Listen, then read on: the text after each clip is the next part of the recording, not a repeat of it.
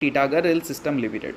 अब टिटागर आज के दिन काफ़ी फोकस में रहेगी क्योंकि आज के दिन आने वाले हैं इसके रिजल्ट आने से पहले परफॉर्मेंस देख लो पिछले कुछ टाइम का। 52 वीक हाई से लगभग 53% आपको ये कंपनी नीचे देखने को मिल रही है।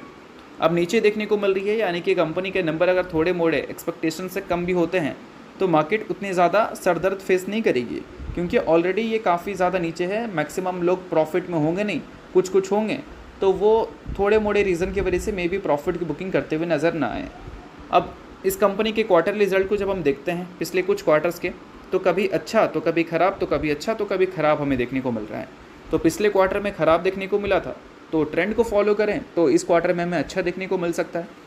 बट इस क्वार्टर में अगर अच्छा देखने को मिलता है तो सिर्फ Q1Q बेसिस पे ही अच्छा देखने को मिलेगा, ना कि ईयर ऑन ईयर बेसिस पे, क्योंकि पिछले साल के Q4 में कंपनी ने काफ़ी अच्छे नंबर रिपोर्ट किए थे, बट फिर भी ग्रोथ कंपनी का ईयर ऑन ईयर बेसिस पे 8% का था।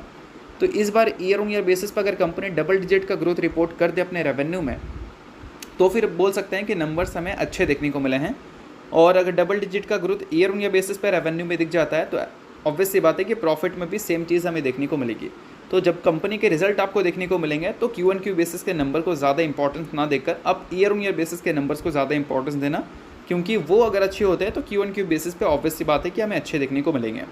अब इंपॉर्टेंट चीज़ ये है कि पिछले 3 साल, 5 साल और 10 साल में कंपनी ने ऑलरेडी अच्छे ग्रोथ दिखा रखे हैं अपने रेवेन्यू एंड प्रॉफिट में, बट पिछले 1 साल में ऐसा क्या हो गया कि कंपनी का ग्रोथ रुक सी गई है। तो देखो दोस्तों, कंपनी का ग्रोथ बोल सकते हैं रुका इसलिए है क्योंकि जो कंपनी के पास ऑर्डर बुक है उसको एग्जीक्यूट करने के लिए कंपनी के पास बड़ी कैपेसिटी नहीं है। फुल कैपेसिटी पे कंपनी रन कर रही है, इस वजह से कंपनी के रेवेन्यू बढ़ नहीं पा रहे हैं और प्रॉफिट भी नहीं बढ़ पा रहे हैं। अगर कैपेसिटी कंपनी एक्सपैंड करती है, प्रोडक्शन बढ़ाती है, तो उस केस में कंपनी के रेवेन्यू एंड प्रॉफिट भी बढ़ेंगे, ऑर्डर बुक अच्छे हैं इस वजह से। तो अभी कंपनी कैपेक्स वाले फेज़ पे है, इस वजह से कंपनी के जो ग्रोथ है वो कंसोलिडेट कर रहे हैं, ना कि आपको ऊपर की ओर जाते हुए देखने को मिल रहे हैं। तो इन सारी चीज़ों की वजह से आपको स्टॉक प्राइस CAGR भी आपको नेगेटिव देखने को मिलेगा पिछले 1 साल का, और रेवेन्यू एंड प्रॉफिट ग्रोथ भी पहले की तरह देखने को नहीं मिल रही है। और इस कंपनी के शेयर होल्डिंग पैटर्न की बात करें तो देख लो, FIS और DIS ने भी सेम रिएक्शन दी है जो मैंने आपको बताया है। FIS और DIS के हिसाब से ये कंपनी में शॉर्ट टर्म में ग्रोथ आपको देखने को नहीं मिलेगी, क्योंकि कंपनी एक कंसोलिडेशन फेस में जहाँ पर कंपनी कैपेक्स कर रही है।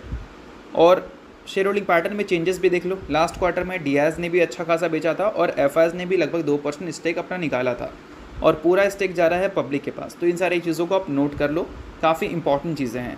और इस कंपनी के ऑर्डर बुक की बात करें तो पूरे साल का जो रेवेन्यू है उसके मुकाबले अगर हम देखें कंपनी के ऑर्डर बुक को, तो रेवेन्यू का 3 to 4 टाइम्स आपको इसके ऑर्डर बुक देखने को मिल जाएंगे। इनफैक्ट मार्केट कैप से भी ज़्यादा इसके ऑर्डर बुक का वैल्यू है। आई थिंक आप देख लेना, एक बार उसको वेरीफाई कर लेना।